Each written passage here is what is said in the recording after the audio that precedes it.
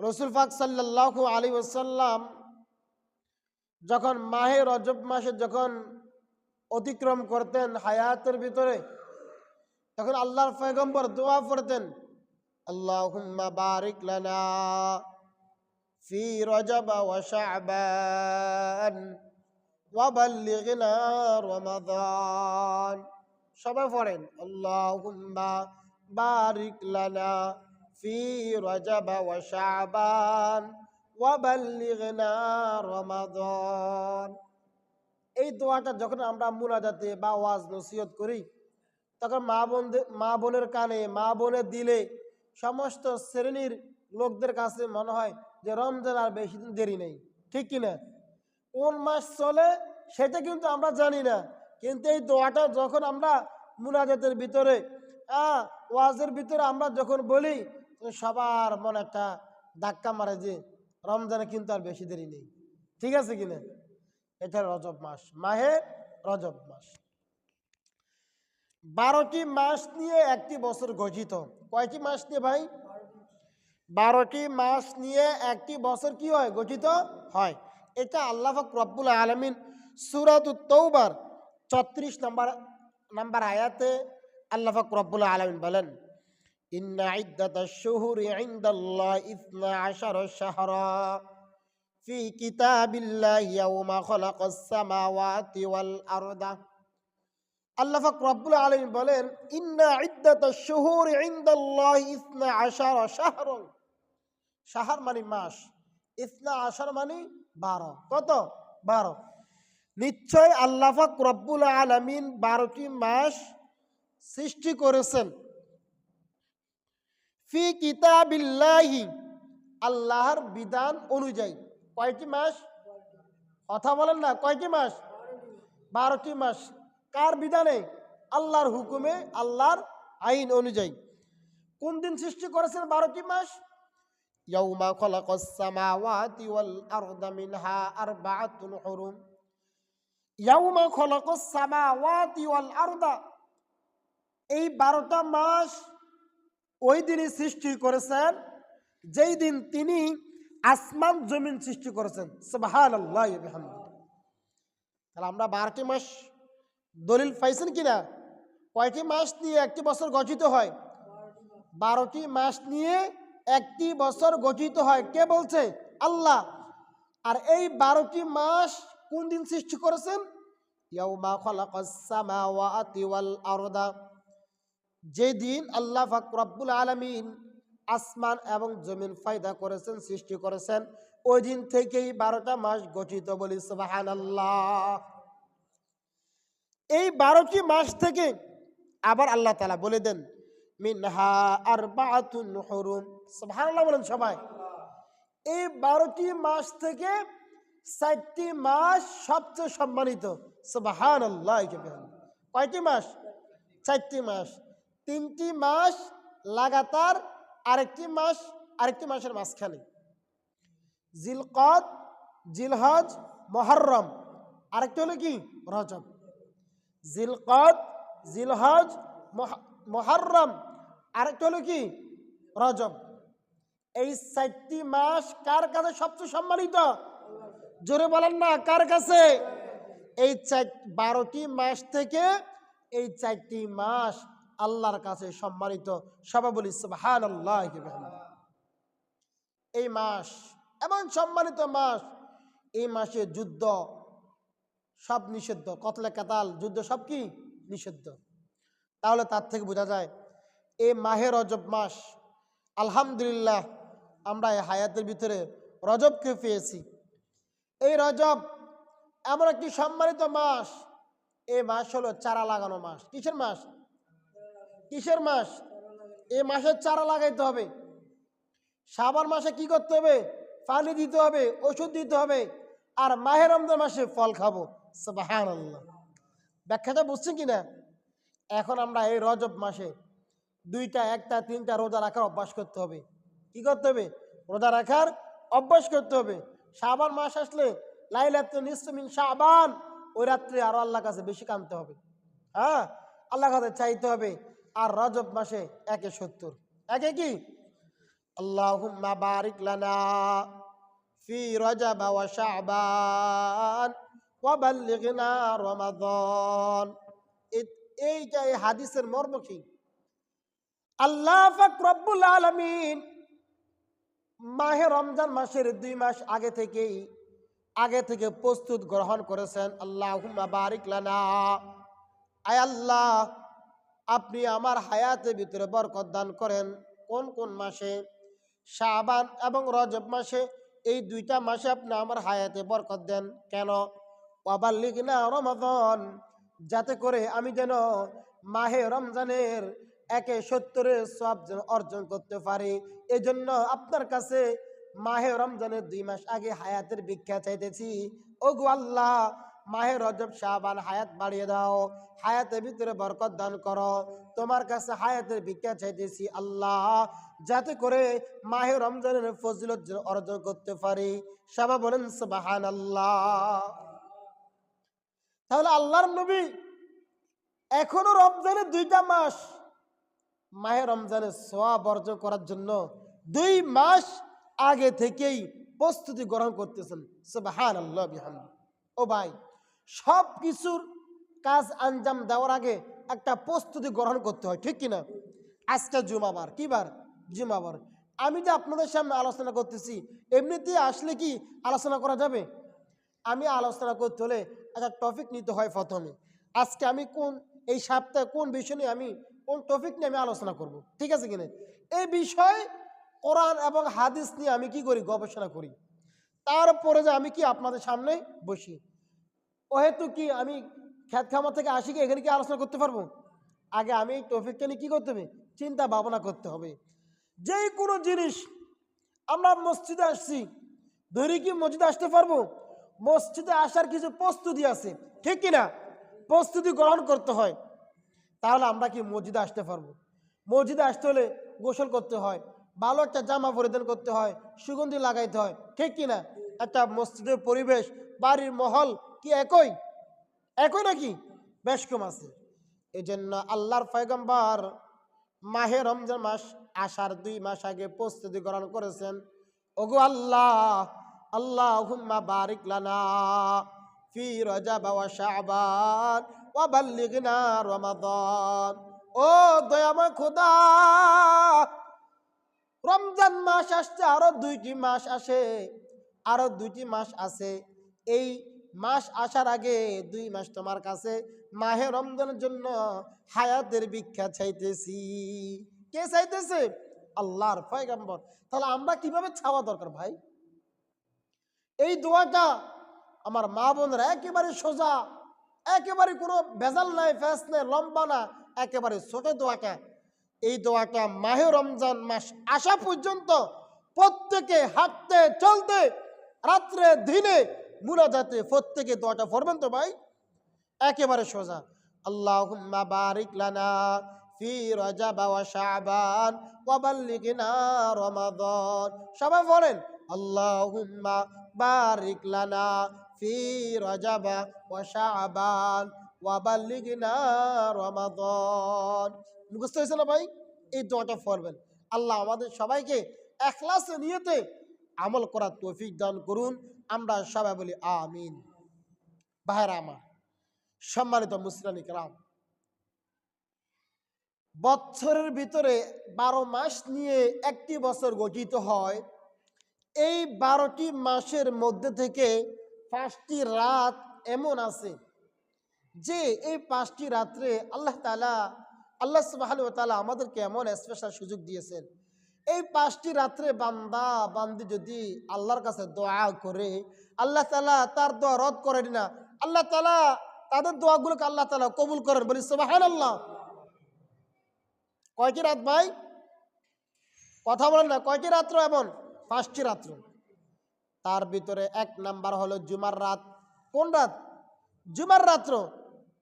জুমার রাত মানে আজকে কি বার? শুক্রবার। আগামীকাল কি ছিল?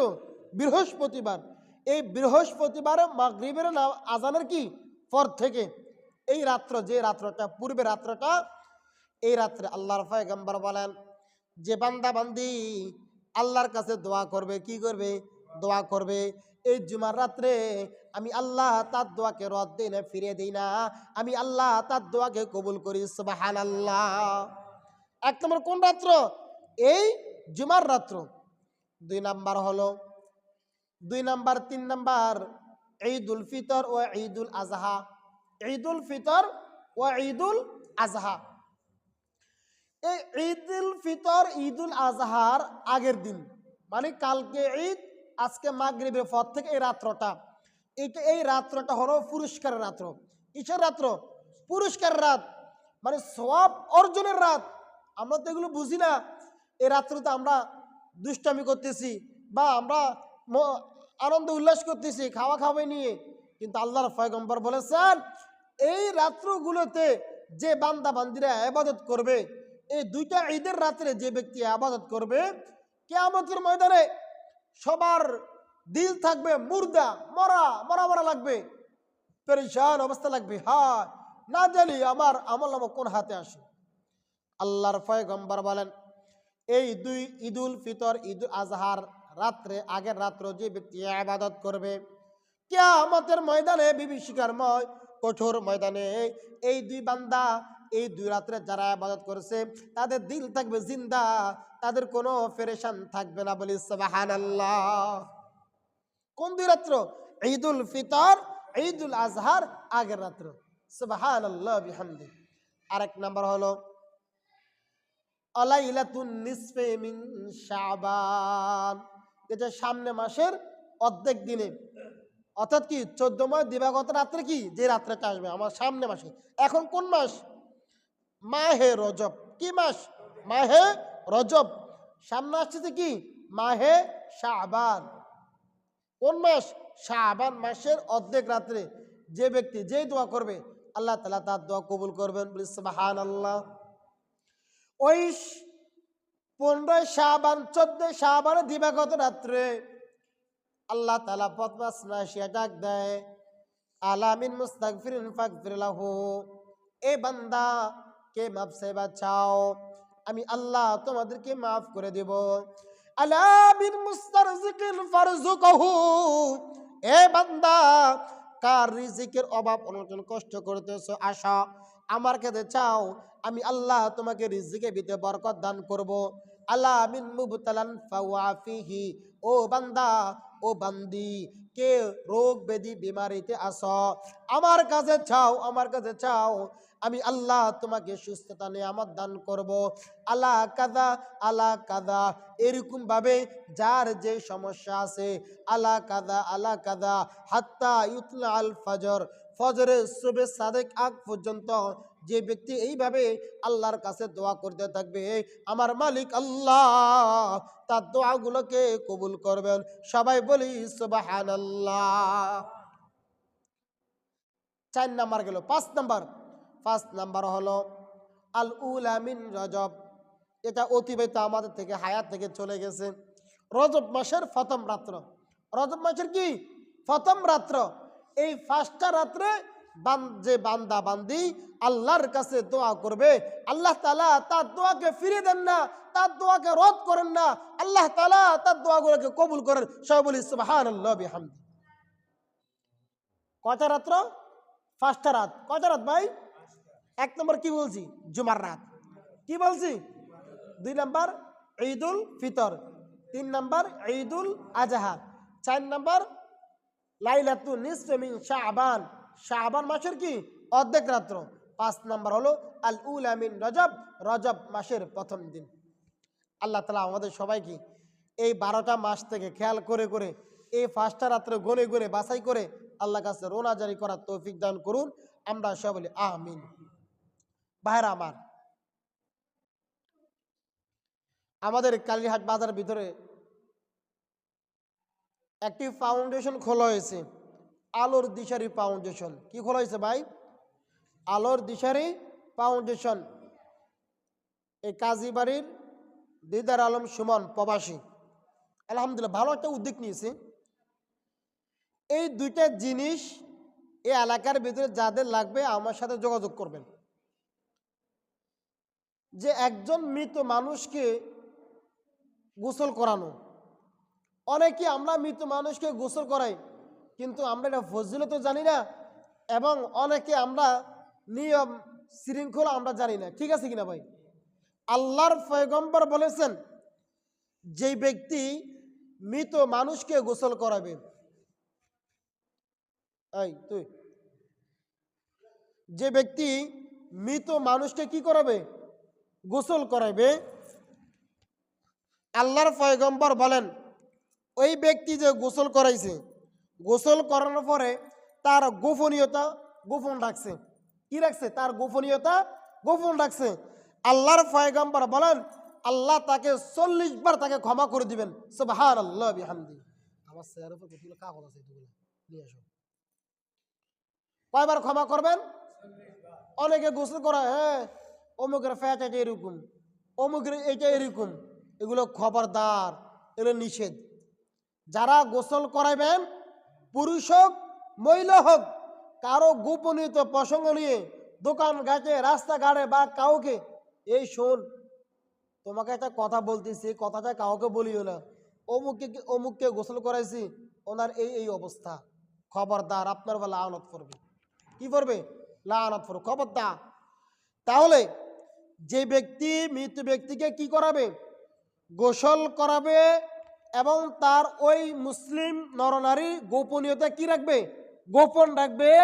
আল্লাহর পয়গম্বর বলেন, আল্লাহ তাকে 40 বার ক্ষমা করে দিবেন। বলি সুবহানাল্লাহ বিহামদি। আর যে ব্যক্তি একজন মৃত ব্যক্তিকে কাফনের কাপড় পরাবে, কাফনের কাপড় পরাবে, আল্লাহ পাক রব্বুল আলামিন তাকে জান্নাতের ভিতরে মেহমি রেশমি, মোটা রেশমি কাপড় তাকে পরিধান করাবেন। সুবহানাল্লাহ বিহামদি। আর যে ব্যক্তি একটি কবর খনন করলো, কি করলো? একটি কবর খনন করলো, আল্লাহ তাআলা তাকে কিয়ামত পর্যন্ত বারবার তাকে মাফ করে দিবেন। সুবহানাল্লাহ বিহামদি। একজন মানুষ এখন মারা গেলে কেউ দোয়াইতে যাইতে রাজি নেই, ডর লাগে, ভয় লাগে। একটা মানুষ মরার পর থেকে একজন হুজুর দাঁড়িয়ে থাকতে হয়। কি থাকতে হয়? হুজুর চেয়ার নিয়ে বসে থাকতে হয়, দাঁড়িয়ে থাকতে হয়। এবার গোসল করালে হুজুর বলে দে এইভাবে করেন, এইভাবে করেন। কাপড়টা কেউ ধরতে চায় না, ডর লাগে। কবরে কেউ নামতে চায় না, খনন করতে চায় না। কত ফজিলত! এলাকার ভিতরে একজন মানুষ মারা গেলে সবাই তাকে দেখার জন্য যাবেন। পুরুষ হলে পুরুষের দেখার জন্য যাবেন, মহিলা হলে মহিলারা দেখবে। ঠিক আছে কিনা? এগুলোতে কোনো ভয় আছে? মানুষ বলতেই মরণশীল। মানুষ বলতে কি? মরণশীল। সবাই একদিন মরতে হবে। কোনো ভয় আছে কিনা? হ্যাঁ, অনেকে কবর খনন করার জন্য মানুষ পায় না। আর কত ফজিলত! এবার কবর খনন করলে মানুষ ভাড়া নেয়, এবার টাকা দিতে হয়। আর 2-4 টাকা নিয়ে কি লাভ? যে আল্লাহর পয়গম্বর বলেছেন, যে ব্যক্তি কবর খনন করবে, আল্লাহ তাকে বারবার তাকে মাফ করে দিবেন। সুবহানাল্লাহ। এর চেয়ে ফজিলত আর কি হতে পারে? আপনি কবর খনন করছেন, আপনাকে 300 টাকা দিল, হাইস্ট হচ্ছে আপনাকে 500 টাকা দিল। কয়দিন? 2-1 দিন যাবে আপনার মানে খরচের দিক দিয়ে। না নেওয়াটা ভালো, ঠিক কিনা? অনেকে গোসল করালে টাকা নেওয়ার জন্য বসে থাকে। হ্যাঁ, টাকা দিতে হবে, 4 দিনে দাওয়াত দিতে হবে, তারপরে কুল খাওয়ানি, 40 দিন না 15 দিন না, আবার বাচ্চার তাকে দাওয়াত দিতে হবে। হ্যাঁ, আমি গোসল করাইছি। খবরদার, খবরদার, এগুলো মনে আনবেন না। নিয়ত রাখবেন। আজকে হুজুর থেকে হাদিস শুনেছি, যে ব্যক্তি একজন মৃত ব্যক্তি গোসল করাবে, তার গোপনীয়তা গোপন রাখবে, আল্লাহ তাকে 40 বার তাকে মাফ করে দিবে। সুবহানাল্লাহ। কোনো ভয় আছে? হ্যাঁ, একজন মানুষ মারা গেলে আমরা জানাজা যাই না। কিসে যাই না? জানাজার ভিতরে অংশীদার হই না। আল্লাহর পয়গম্বর বলেছেন, যে ব্যক্তি একজন মানুষ মারা গেছে, তার জানাজায় শরীক হয়েছে, আল্লাহ তাআলা তাকে 1 কিরাত পরিমাণ সওয়াব দান করবেন। সুবহানাল্লাহ। আর যে ব্যক্তি জানাজা পড়েছে, আবার তাকে মাটি দেওয়ার জন্য কাপড় কবরে নামছে, তাকে মাটি দিয়েছে, তাকে আল্লাহ তাআলা তাকে 2 কিরাত পরিমাণ সওয়াব দান করবেন। বলি সুবহানাল্লাহ। 2 কিরাত মানে সাহাবা একজন, ইয়া রাসূলুল্লাহ 2 কিরাত কি?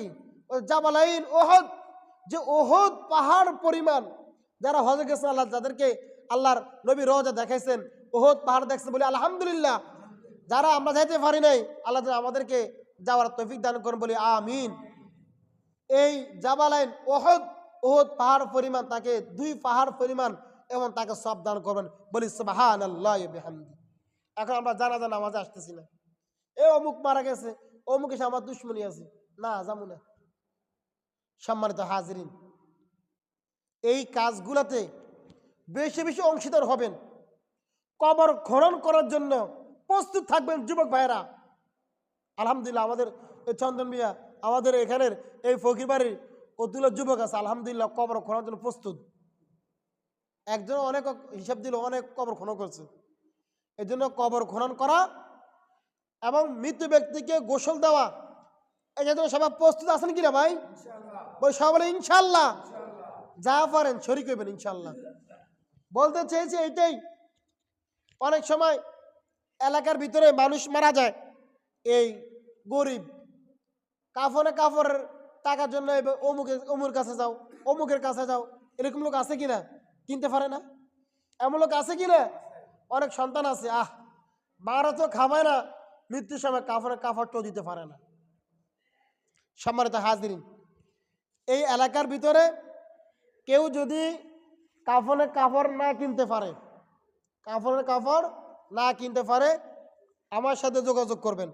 আর আপনাদেরকে কয়েকটা রিফ্লেক্ট দিব, এগুলো ঘরে রাখবেন।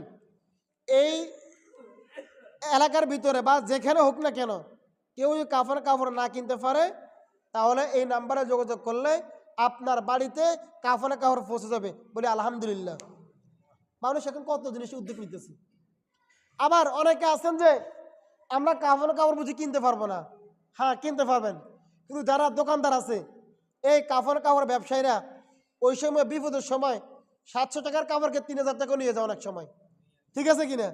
আর ওই সময় আপনার মন ভাঙ্গা 4000 টাকা নিলেও আপনি দিতে রাজি, ঠিক আছে কিনা? আমাদের আনন্দপুর দানসিঁড়ি কম্পিউটার কাঞ্চন মিয়ার দোকানে এই কাফনের কাপড় থাকবে। এগুলা এই কাফনের কাপড় যেই দামে কিনা, যেই দামে ক্রয় করছে এই গোডাউন থেকে, ওই দামেই আপনাকে প্রফিটটা দিবে, যদি যারা কিনতে মন চায়। আর যদি বলেন আমি গরিব মানুষ, আপনাকে বিনা ফি সাবিলিল্লাহ ওখান থেকে আপনাকে কাফনে কাপড় দিবে, বলে আলহামদুলিল্লাহ। 2 নাম্বার কথা হলো, অনেকে আমরা গোসল দিতে পারি না, ঠিক আছে কিনা? এই গোসলটা কিভাবে দিবেন, এই একটা প্র্যাকটিক্যাল ভাবে শেখানো হবে। কিভাবে? প্র্যাকটিক্যাল ভাবে যেগুলো একটা জিনিস দিয়ে আপনি কিভাবে ধোয়াইতে হবে, কিভাবে অজু করতে হবে, কিভাবে কোন কাঁধে কিভাবে কয়বার পানি দিতে হবে, কিভাবে ওই লাশের কিভাবে আপনি ফ্যাটটা কিভাবে মালিশ করতে হবে, হ্যাঁ, কানে কিভাবে তুলা দিতে হবে, এগুলা এই সম্পর্কে বাস্তবিকভাবে না আপনাদেরকে শিখাবে ইনশাল্লাহ। এখন আপনারা রাজি আছেন কিনা? রাজি আছেন কিনা? যারা এই গোসল দেওয়ার জন্য মাসলা মালিশ শিখতে আগ্রহী, তাদের নামগুলো আমাকে দিবেন, নাম, মোবাইল নাম্বার। আবার একটা জিনিস আছে যে এগুলো শিখবে যারা, করবে যারা, যদি আপনি কিছু ভাতা দেন চান, তাদেরকে ওখান থেকে ভাতার কিছু ফয়সালা করে দিব। যদি আপনি মনে কিছু না নেন, আপনি কিছু ভাতাও দিবে তারা।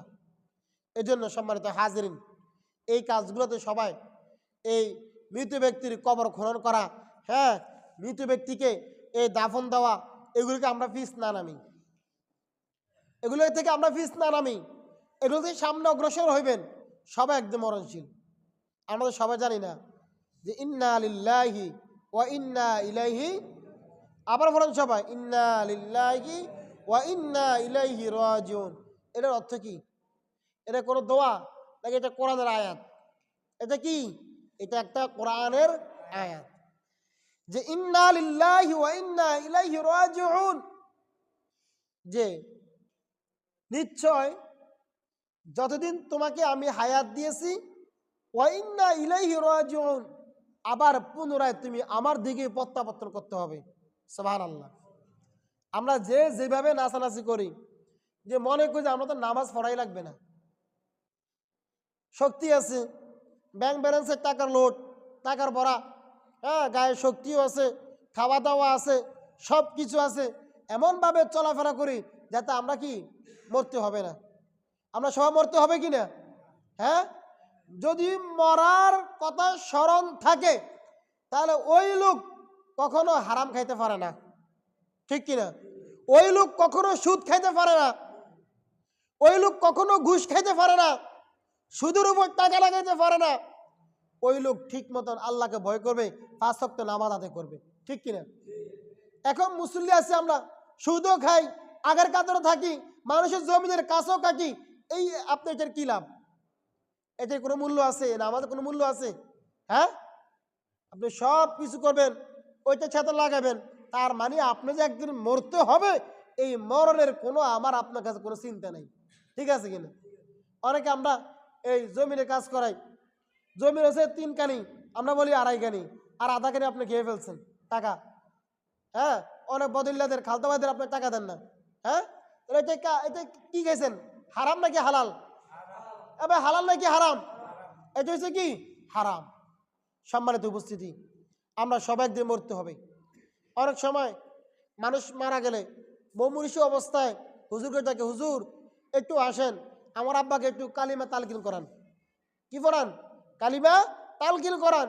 ওই সময় কি ওই লোকটা কি কিছু বলবে? হ্যাঁ, জবান বন্ধ হয়ে গেছে, আর কি তাকে কালিমা তালকিন করা যাবে? এখন ও যদি বলি, আপনি বলেন লা ইলাহা, যদি বলেন নাউজুবিল্লাহ, তাহলে তার তো ঈমানও শেষ, ঠিক কিনা? কথা বলেন ঠিক কিনা? সম্মানিত হাজিরিন, মানুষ যখন মুমূর্ষু অবস্থা হয়ে যায়, তাকে বলবেন না আব্বা আপনি কন লা ইলাহা ইল্লাল্লাহ, মা আপনি বলেন লা ইলাহা ইল্লাল্লাহ। ওই সময় তাকে বলার জন্য বলবেন না। কি করতে হবে? কানে কানে আপনি পড়েন লা ইলাহা ইল্লাল্লাহু মুহাম্মাদুর রাসূলুল্লাহ, লা ইলাহা ইল্লাল্লাহু মুহাম্মাদুর রাসূলুল্লাহ। মনে থাকবে নি? মনে থাকবে নি? হায়াত থাকতে, সুস্থ থাকতে বেশি বেশি ইস্তেগফার পড়েন। কি পড়বেন? কি পড়তে হবে? ইস্তেগফার পড়বেন। আস্তাগফিরুল্লাহ আল্লাযী লা ইলাহা ইল্লা হুয়াল হাইয়ুল কাইয়্যুম ওয়া আতুবু ইলাইহি লা হাওলা ওয়ালা কুওয়াতা ইল্লা বিল্লাহিল আলিয়্যিল আযীম। এই ইস্তেগফারটা লাজিম রাখবেন। সাইয়্যিদুল ইস্তেগফার পড়বেন। কি ইস্তেগফার? সাইয়্যিদুল ইস্তেগফার। সাইয়্যিদ মানে সরদার, সাইয়্যিদ মানে কি? আর ইস্তেগফার মানে ক্ষমা প্রার্থনা। ক্ষমা প্রার্থনা সবচেয়ে বড় কি? সরদার। কোন দোয়াটা? আমরা আলহামদুলিল্লাহ প্রতিদিন যারা ফজর সময় থাকেন, আলহামদুলিল্লাহ ওনারা পড়তে পারে এই সাইয়্যিদুল ইস্তেগফারটা। অনেকে আমরা জানি না, এটা একটু কঠিন আছে। আল্লাহর পয়গম্বর বলেন, যেই ব্যক্তি এই সাইয়্যিদুল ইস্তেগফারটা অর্থের দিকে তাকিয়ে দৃঢ় বিশ্বাস করে ফজর নামাজ পড়বে, মাগরিব আগে মারা গেলে সে ব্যক্তি জান্নাতি। বলি সুবহানাল্লাহ ওয়া বিহামদিহি। এখন তো আমরা নামাজ পড়লে মসজিদে বসে থাকতে মনই চায় না, সালাম ফিরানো শেষ, তার মাজা গিরগিরায়, একবার ইস্তেগফারও পড়তে পারে না। নামাজ শুরু করছি আল্লাহু আকবার দিয়ে, নামাজ শেষ করে একবার আল্লাহু আকবার বলে 3 বার ইস্তেগফার পড়বো, এই জিনিসটা আমরা রাজি নেই। অথচ মুনাজাতের জন্য সবাই বসে থাকি যে মুনাজাত করতেই হবে। নামাজ শেষ, আমরা বসে থাকতে পারি না। সম্মানিত উপস্থিতি, একটু নামাজে পরে বসে মাসনুন দোয়াগুলোকে ঘরে পড়েন। এখানে পড়তে হবে এমন না, এখানেও পড়েন, যেহেতু আপনি আম মানুষ, আম পাবে আপনি জানেন না, হুজুরের মুখে মুখে পড়েন, সমস্যা আছে। এই যে সাইয়্যিদুল ইস্তেগফার এত ফজিলত, আমরা কয়জনের সাইয়্যিদুল ইস্তেগফারটা পারি? আলহামদুলিল্লাহ, যারা বসেন তারা কিন্তু একটু পড়তে পারে। আলহামদুলিল্লাহ। সাইয়্যিদুল ইস্তেগফার কোনটা? আল্লাহুম্মা আনতা রাব্বি লা ইলাহা ইল্লা আনতা খালাকতানি ওয়া আনা আবদুকা ওয়া আনা আলা আহদিকা ওয়া ওয়া'দিকা মাস্তাতা'তু আউযু বিকা মিন শাররি মা সানাতু আবুউ লাকা বিনি'মাতিকা আলাইয়া ওয়া আবুউ বিযামবি ফাগফিরলি ফাইন্নাহু লা ইয়াগফিরু যুনুবা ইল্লা আনতা। এটার নাম কি? সাইয়্যিদুল ইস্তেগফার। এই সাইয়্যিদুল ইস্তেগফারটা মনে ধীরে বিশ্বাস করে এই দোয়াটা পড়বেন। আরেকটা আমল আপনার দিতেছি, আমরা সবাই দয়া মাসুরা পারি না ভাই? দয়া মাসুরা পারি কিনা? দয়া মাসুরা কোনটা? যে নামাজে পড়ি আল্লাহুম্মা ইন্নী যালামতু নাফসি যুলমান কাসীরা ওয়া লা ইয়াগফিরু যুনুবা ইল্লা আনতা ফাগফিরলি মাগফিরাতাম মিন ইনদিকা ওয়ারহামনি ইন্নাকা আনতাল গফুরুর রহিম।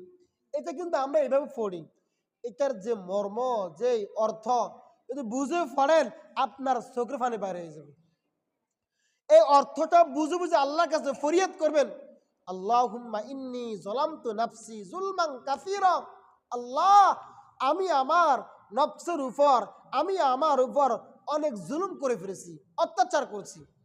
ওয়ালা ইয়াগফিরুয যুনুবা ইল্লা আনতা।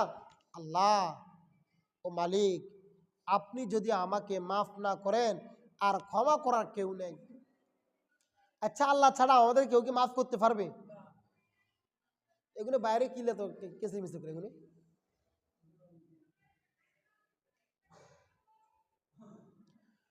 ওয়ালা ইয়াগফিরুয যুনুবা ইল্লা আনতা। কি বলেছে? আল্লাহ ছাড়া কেউ কি মাফ করতে পারবে? বলেন না, কেউ কি মাফ করতে পারবে? তাহলে এইটা মনে মনে কি করতে হবে? দৃঢ় বিশ্বাস করতে হবে, আল্লাহুম্মা ইন্নী যালামতু নাফসি যুলমান কাসীরা। আল্লাহ, আমি নিজেকে নিজের উপর অনেক বড় জুলুম করে ফেলছি। ওয়ালা ইয়াগফিরুয যুনুবা ইল্লা আনতা। মালিক, আপনি যদি আমাকে মাফ না করেন আর ক্ষমা করার কেউ নাই। ফাগফিরলি মাগফিরাতাম মিন ইনদিকা। আল্লাহ, আপনার তরফ থেকে, আপনার পক্ষ থেকে, ফাগফিরলি মাগফিরাতাম মিন ইনদিক। ইনদিক মানে কার পক্ষ থেকে? আল্লাহর পক্ষ থেকে। আল্লাহ, আপনি আমাকে মাফ করে দেন। সুবহানাল্লাহ। এখন তো আপনি অর্থ জানেন না, অর্থ না জানলে তো মজা নাই।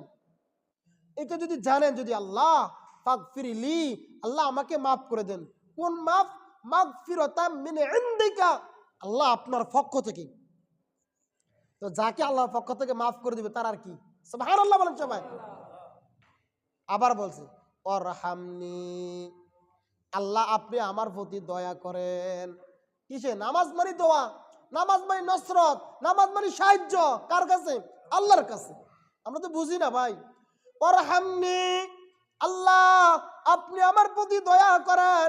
ইন্নাকা আনতাল গফুরুর রহিম, আল্লাহ আপনি তো হলেন দয়াময় খোদা। সবাই বলি সুবহানাল্লাহ। বলবেন কি আল্লাহর কাছে? বলবেন কি না? এই মুনাজাতে, নামাজ তো পড়বেন, মুনাজাতেও আমরা তো অনেকে দোয়া দুরূদ পারি না। কমাস কম এই দোয়া মাসুরাটা প্রত্যেক মুনাজাতে বলার চেষ্টা করবেন। এই যে আমরা বলি না রব্বানা যালামনা আনফুসানা, কত সুন্দর অর্থ। রব্বানা, আয় আমাদের পরওয়ারদিগার, আমাদের আল্লাহ, যালামনা আনফুসানা, আল্লাহ আমরা আমাদের নিজের উপর অনেক জুলুম করে ফেলছি। ওয়াইল্লাম তাগফির লানা, আল্লাহ আপনি আমাদেরকে মাফ না করলে কোনো উপায় নাই। রব্বানা যালামনা আনফুসানা ওয়াইল্লাম তাগফির লানা ওয়া তারহামনা লানাকুনান্না মিনাল খাসিরিন। রব্বুল আলামিন, নিজের উপর নিজে অনেক জুলুম করে ফেলছি।